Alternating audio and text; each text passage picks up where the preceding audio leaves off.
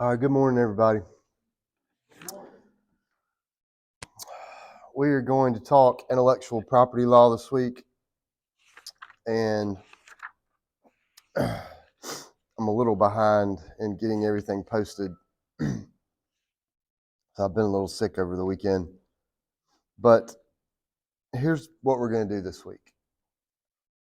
I'm going to lecture today on this area, and then on Thursday, we're going to discuss some examples of what we're discussing today.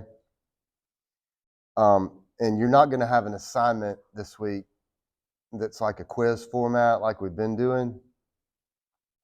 Your assignment for this week is going to be your discussion question.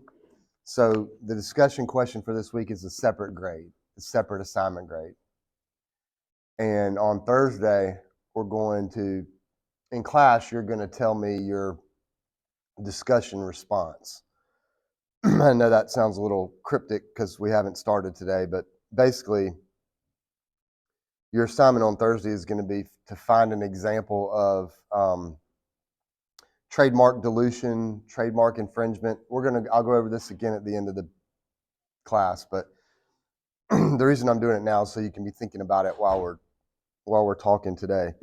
Find an example of trademark dilution, infringement, patent infringement, copyright infringement, trade secret stealing, trade dress infringement, things like that. And then just be able to identify what kind of intellectual property law it involves, tell us the basic facts, and then just kind of what happened in the case. So we'll spend all of Thursday letting you take turns telling us about the example that you researched. Go ahead and put it down in the discussion forum. Go ahead and answer the discussion question. And also try to check the discussion forum before you do your own research so that hopefully you're not using the same one that somebody else picked. I know that's not always going to be completely possible, but if at all possible, if you can just check before you do your research and make sure somebody else hadn't already done your one.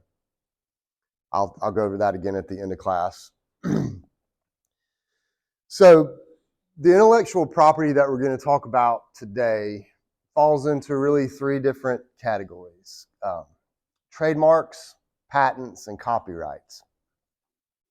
And then we're also going to talk a little bit about trade secrets and trade dress, which are not quite as big a categories